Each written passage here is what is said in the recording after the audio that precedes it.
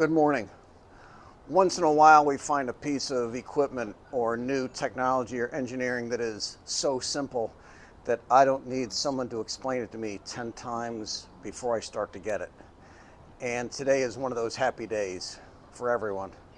A company in Guangzhou has developed a new hybrid drone that combines a very tough drone with a flotation device.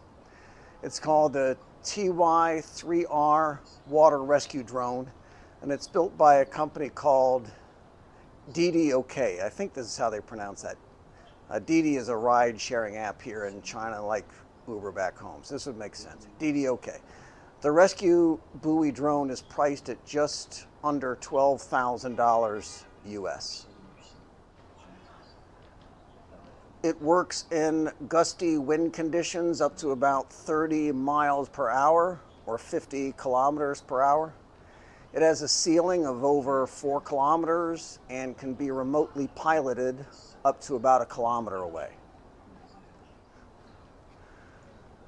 The TY3R comes with a single-axis camera at 720 pixels. It also includes a beacon so that follow-up rescue is easier. It's also lightweight at 5 kilos or 11 pounds or so, meaning that it can be easily carried and operated by a single person standing on the beach or on a ship or a boat as they pilot the drone to where somebody is struggling in the surf, then just plop it in the water nearby. Once the drone becomes a flotation device, it can serve 2 adults.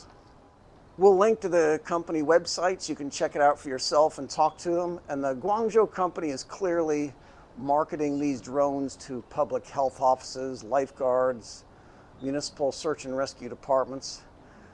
But the application is clearly going to be much wider than that.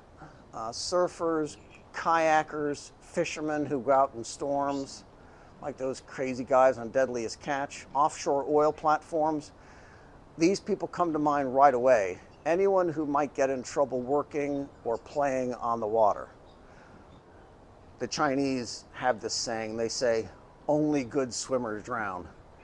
We don't have that saying in English, but it's brilliant and it's true.